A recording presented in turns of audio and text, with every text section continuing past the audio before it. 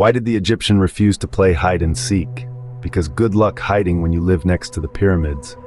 It seems everything in Egypt is on a grand scale, even the hideouts. Imagine playing Marco Polo in the Nile. You'd probably bump into a hippo before you find your friends. And speaking of visibility, have you tried finding a small cafe in Cairo? It's easier to spot a camel in a snowstorm. So, if you ever lose an Egyptian friend in a crowd, just look towards the nearest pyramid. What do you call a pharaoh who can't make up his mind? A mummy's boy. Ah, ancient Egypt, a time when pharaohs ruled the land, and their decisions could change the course of the Nile, literally. But not all pharaohs were decisive rulers. Imagine a pharaoh standing in front of the Great Pyramid, pondering for hours whether to go with limestone or sandstone. What do you think, Ankaf? Does sandstone make my Sphinx look big? And let's talk about their love for mummification. It wasn't just a burial ritual. It was like their version of a spa day. Wrap me up, but make sure my good side sticks out. You know, being a pharaoh was tough. You had advisors for everything, from which hieroglyph looked best in your tomb to what type of chariot would turn heads on the Giza Strip. So should I invade or just throw another feast? What do the stars say? It seems making decisions back then was as complicated as unwrapping a mummy. Scene script. How many Egyptians does it take to screw in a light bulb? None. They invented the light of the world. Speaking of light, let's beam over to modern Egypt, where the brilliance isn't just historical, it's everyday street smarts. You know, Egyptians are so resourceful that they can fix a car with just duct tape and an old sandal.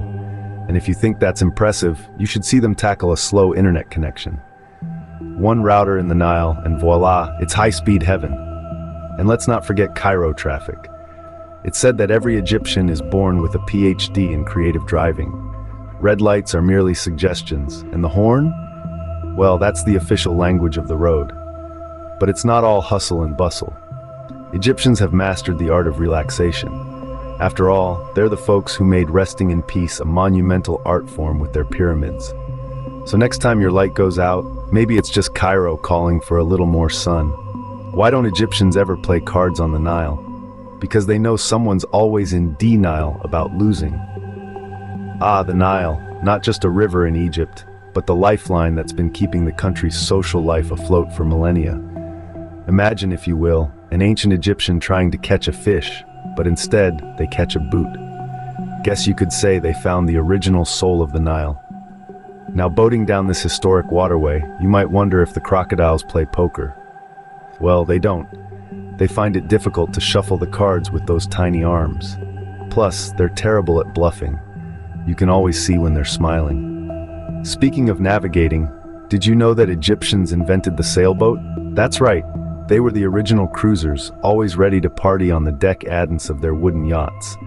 And if they ever got lost, they'd just follow the stars. No GPS, just ancient ingenuity and a clear night sky. So, whether you're fishing, sailing, or just enjoying a sunset, the Nile is the place to be. Remember, if you're ever stuck in a card game in Egypt, just float your worries down the Nile. What did the Egyptian say when he bumped into the pyramid? Sorry, didn't see ya, I was in a pyramid scheme. Ah, the pyramids. Not just tombs of the pharaohs, but apparently the birthplace of the most ancient, yet still thriving, multi-level marketing strategies. Imagine a pharaoh trying to sell you a timeshare there. It's not just a pyramid, it's a lifestyle. And you know, tourists always ask, did aliens build the pyramids? No, but if they did, you bet they'd be the top tier of that pyramid scheme.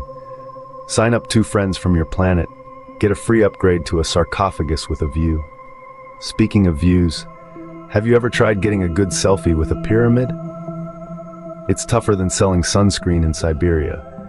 You move left, right, up, down, just to end up looking like you're wearing the pyramid as a hat. Which, if you think about it, would be a great business idea. Pyramid hats. Get a piece of history on your head. And that, my friends, is how you make history laugh. And just like that, we've traveled through time with jokes from the land of the pharaohs to modern-day Egypt. From waking up to the scent of freshly made hummus to dodging pyramid schemes that even Cleopatra would have smirked at, we've wrapped up centuries of chuckles in just a few minutes. Whether cruising down the Nile or navigating the bustling streets of Cairo, The spirit of Egyptian humor remains timeless, bridging the ancient with the amusing. Thank you for joining us on this comedic cruise down the Nile. Keep smiling like a sphinx, and see you next time.